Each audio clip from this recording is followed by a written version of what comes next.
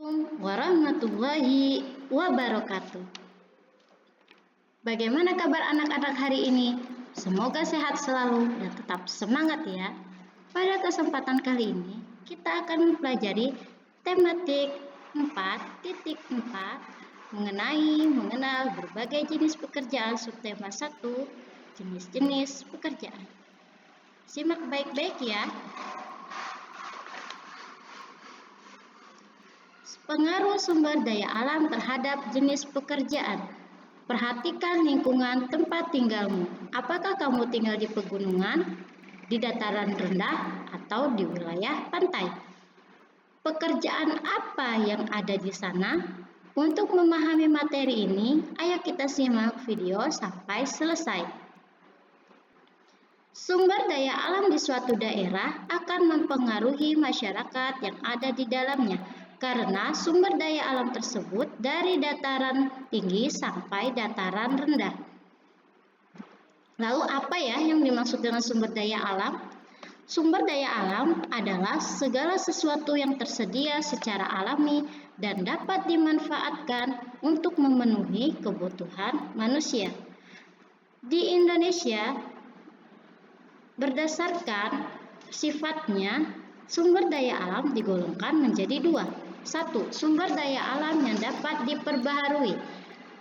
Sumber daya alam yang dapat diperbaharui yaitu sumber daya alam yang tersedia dan dapat dikelola untuk dapat diperbanyak jumlahnya. Contoh, hewan, tumbuhan, air, sinar matahari, angin. Sumber daya alam yang tidak dapat diperbaharui, yaitu sumber daya alam yang memiliki jumlah terbatas dan tidak dapat diperbanyak jumlahnya. Contoh, minyak bumi, emas, besi, dan berbagai tambang. Di Indonesia, karakteristik masyarakat di dataran tinggi berbeda dengan masyarakat di dataran rendah. Di dataran tinggi cocok untuk dijadikan lahan pertanian, perkebunan, dan peternakan, sehingga sebagian pekerjaan masyarakat di dataran tinggi adalah sebagai petani, peternak, ataupun bekerja di perkebunan. Tanah di dataran rendah dan pesisir lebih cocok untuk tambak ikan, wisata pantai, atau kawasan industri. Pada umumnya, kota-kota besar di Indonesia berada di dataran rendah, sehingga masyarakat yang tinggal di dataran rendah yang dekat dengan laut bekerja sebagai nelayan, petani garam, dan petani tambak. Sedangkan masyarakat yang tinggal di daerah perkotaan umumnya bekerja sebagai karyawan, buruh pabrik, dan pegawai lainnya. Setiap sumber daya alam, baik sumber daya alam yang dapat diperbarui maupun yang tidak dapat diperbarui, harus dijaga kelestariannya. Upaya yang dapat dilakukan untuk pelestarian sumber daya alam adalah penghematan, perlindungan, pemeliharaan. Sekarang kita mempelajari Pancasila. Pancasila sebagai dasar negara Indonesia. Pancasila merupakan dasar negara kita. Pancasila dipakai sebagai pedoman kehidupan berbangsa dan bernegara bagi seluruh rakyat Indonesia. Pancasila tercantum pada lambang negara Indonesia, yaitu Garuda Pancasila. Simbol Pancasila terdapat pada perisai di dada Garuda Pancasila. Setiap sila memiliki satu simbol. Ayo kita ingat kembali bunyi dan simbol setiap Pancasila. 1. Ketuhanan yang Maha Esa dengan simbol bintang. 2. Kemanusiaan yang adil dan beradab dengan simbol rantai. 3. Persatuan Indonesia dengan simbol pohon beringin. 4. Kerakyatan yang dipimpin oleh hikmat kebijaksanaan dalam permusyawaratan perwakilan dengan simbol kepala banteng. 5. Keadilan sosial bagi seluruh rakyat Indonesia dengan simbol padi dan kapas. Anak-anakku, kalian juga bisa membaca mengenai Pancasila pada halaman 20 sampai 22 di buku paket tematik 4.4. Sekarang kita belajar mengenai unsur intrinsik cerita. Apa ya yang dimaksud dengan unsur intrinsik cerita? Unsur intrinsik cerita adalah unsur-unsur pembangunan karya sastra atau cerita yang terdapat dalam setiap cerita.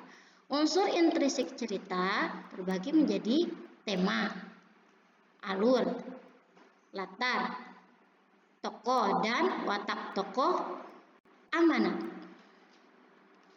Sekarang yuk kita simak dongeng tentang tupai dan kelinci pemalas. Tupai dan kelinci pemalas. Di sebuah hutan tinggallah dua sahabat. Mereka adalah seekor kelinci dan seekor tupai. Pada suatu hari, tupai mengatakan kepada kelinci, "Musim hujan sebentar lagi. Mari kita buat sarang, supaya bila hujan turun, kita punya tempat untuk berteduh." "Ya, betul juga katamu. Tapi izinkan aku istirahat dulu," kelinci. Pada sore itu, hujan turun dengan lebatnya. Tupai dan kelinci berteduh di bawah pohon. Mereka basah dan kedinginan.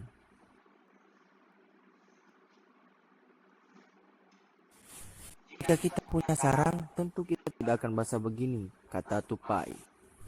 "Ya, betul juga apa yang kamu katakan. Besok pagi kita akan buat sarang," kata kelinci. Keesokan paginya, cuaca sangat cerah. Tupai kembali mengajak kelinci untuk membangun sarang.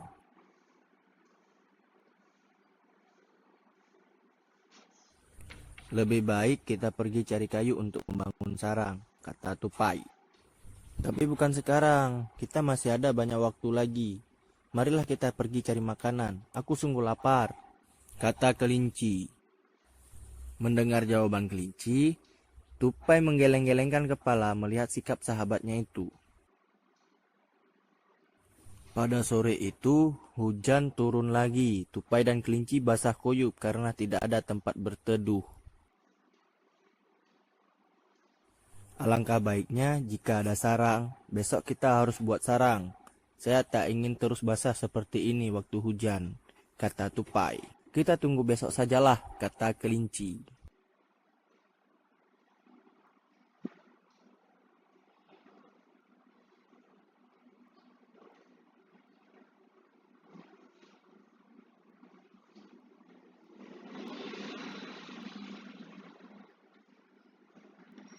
Dari kutipan cerita tersebut, ada beberapa unsur intrinsik yang dapat kita ketahui, yaitu tema, persahabatan, latar di hutan, tokoh, tupai, dan kelinci.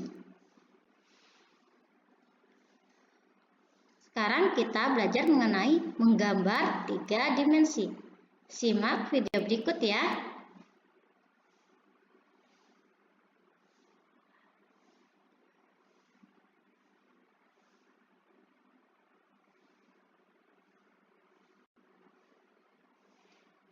Panjang, lebar, dan tinggi. Istilah 3 dimensi biasanya digunakan dalam bidang seni, animasi, komputer, dan matematika. 3 dimensi disebut juga karya seni yang tidak dibatasi dari sisi panjang dan lebar saja, melainkan juga mencakup tinggi atau kedalaman, atau dengan bahasa lain yaitu karya seni yang mempunyai ruang. Jadi, unsur ruang inilah yang merupakan pembeda di antara karya seni 2 dimensi dan 3 dimensi. Menurut fungsinya, karya seni rupa 3 dimensi dibedakan menjadi 2, yaitu seni rupa murni dan seni rupa terapan atau seni rupa yang memiliki fungsi pakai. Seni rupa murni adalah karya seni yang lebih menonjolkan keindahan dibanding fungsi dari benda itu sendiri. Jadi, karya seni rupa murni hanya dapat dinikmati keindahannya saja. Contohnya patung. Karya seni rupa terapan adalah karya seni yang maksud dan tujuannya untuk mempermudah hidup manusia. Namun, di sisi lain tetap memiliki nilai keindahan dan estetika. Contoh karya seni terapan yaitu benda yang biasa kita gunakan sehari-hari seperti peralatan dapur, arsitektur, dan lain-lain. Perbedaan fungsi ditentukan oleh tujuan pembuatannya. Misal, kita akan membuat rak. Nah, karya seni terapan yang memiliki fungsi praktis dibuat dengan pertimbangan kegunaannya. Sehingga bentuk benda tersebut akan semakin indah dilihat dan semakin nyaman digunakan.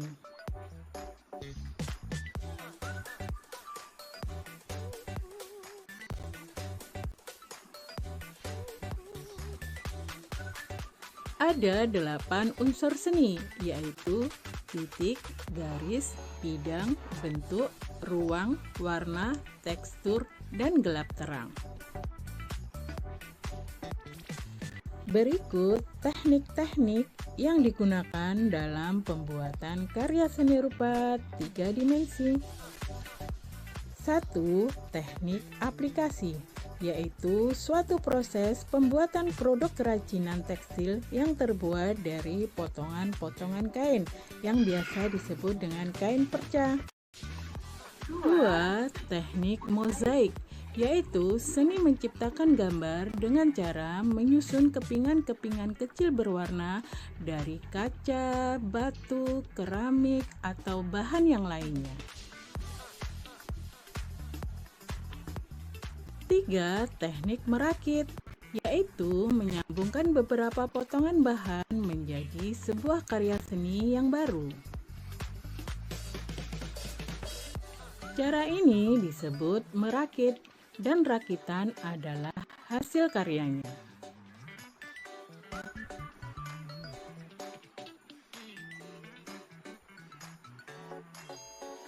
4. Teknik pahat, yaitu membuat karya seni dengan cara membuang bagian-bagian yang tidak dibutuhkan.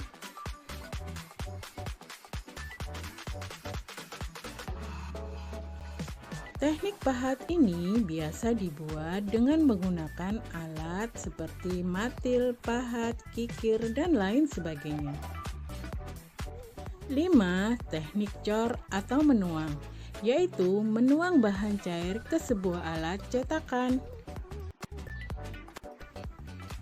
Bahan cair yang biasa digunakan terbuat dari semen, karet, logam, dan lain-lain. Nah anak-anak, demikianlah pembelajaran kita kali ini. Semoga mudah kalian mengerti. Alhamdulillah kita sudah mempelajari pelajaran tematik subtema 1 ya. Nah, kesimpulan dari pelajaran hari ini adalah sumber daya alam suatu daerah memiliki kaitan erat dengan jenis pekerjaan yang dilakukan masyarakat daerah tersebut. Untuk dapat menentukan unsur-unsur suatu cerita, kita perlu membaca cerita dengan cermat. Sila pertama mengajarkan bahwa pemeluk agama harus taat dengan aturan agamanya. Ini adalah tugas hari ini. Untuk hari Selasa ada 2 tugas ya. Yang pertama mengisi tabel 1.5 pada halaman 22 sampai 23. Yang kedua menulis pendapat tentang sikap tupai dan kelinci pada halaman 30. Nah, ini untuk tugas hari Kamis. Ada 2 juga ya, menggambar bentuk 3 dimensi, melengkapi tabel berbagai jenis pekerjaan halaman 58 sampai 59. Yang nomor 1 ini menggambar bentuk 3 dimensi seperti lemari, kulkas ya. Lalu kalian warnain ya. Nah, Cukup sekian pelajaran kita hari ini dan semoga kalian paham ya. Tetap semangat dimanapun kalian berada. Wassalamualaikum warahmatullahi wabarakatuh.